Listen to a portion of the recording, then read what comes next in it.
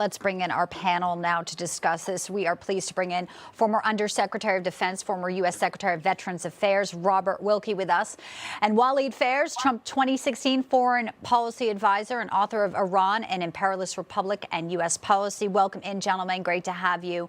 I mean, I guess in an alternate world, a sane world, Secretary Wilkie, how should President Biden be discussing this sensitive issue of a ceasefire, which Netanyahu was surprised about, albeit I know you would say not holding an ice cream.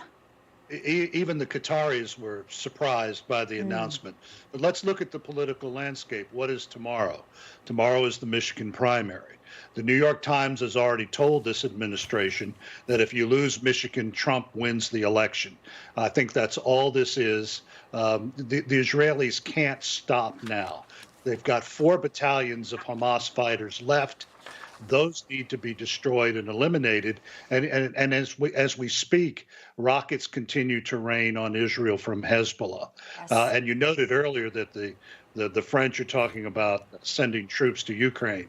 The French should be sending ships to the Red Sea to augment the U.S., Great Britain, Australia, New Zealand's fight against Houthi rebels. That would show us if Macron is actually serious about using his military. That's right. But instead, as you mentioned, Secretary Wilkie, Macron, the French president, is talking about not ruling out sending European troops to fight.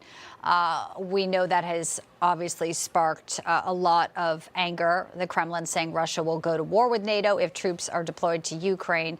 So clearly some diplomacy 101 not being done here. Walid, pick up on that thread and also the ceasefire as to Secretary Wilkie's comments here that Israel needs to finish the job.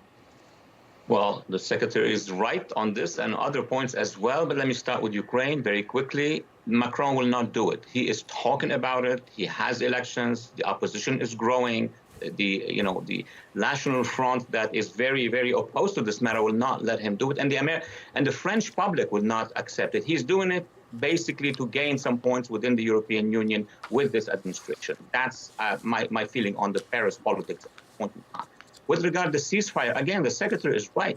There is no way. This is the operation which objective is to dismantle Hamas. If you give Hamas 3 weeks, 6 weeks, and you cannot control what Hamas is going to do in these weeks, and I know what they're going to do, which is to rearm, reposition, retrain, reorganize, and open maybe other fronts. Remember when Israel was in Gaza, Iran opened the South Yemen front, so everything could happen. What could change between now and the weekend, which I don't think is going to happen, is a sudden move by Hamas to release more hostages, to actually put pressure on the Israeli public, to put pressure on the American public. But even with that, the Israelis have a strategic goal. They're going to continue to the end, in my perspective. And Iranians have strategic goals as well here. If we could just shift back, you mentioned the Hezbollah situation in Lebanon, but also we have Houthis now targeting global communication systems, Secretary Wilkie. The Yemeni groups knocked out underwater communication cables linking Europe to Asia.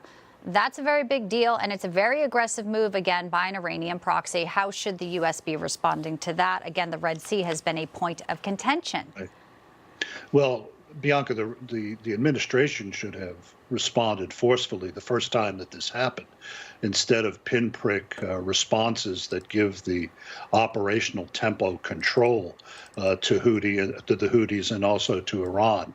We have not seen a sustained response. In the meantime, right under the noses of the U.S. fleet, the Houthis have traveled across the Gulf of Aden and established positions on the Horn of Africa, which means they bracket the entire Red Sea.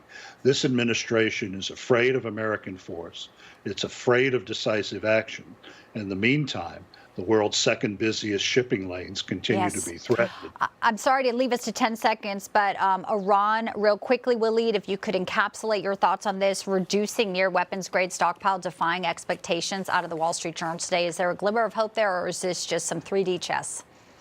It is tactics. It is taqiyya in Arabic. They are hiding, they are camouflaging, and they will surprise us probably with some other weapon developed elsewhere. That's my theory, but we can come back and discuss it later.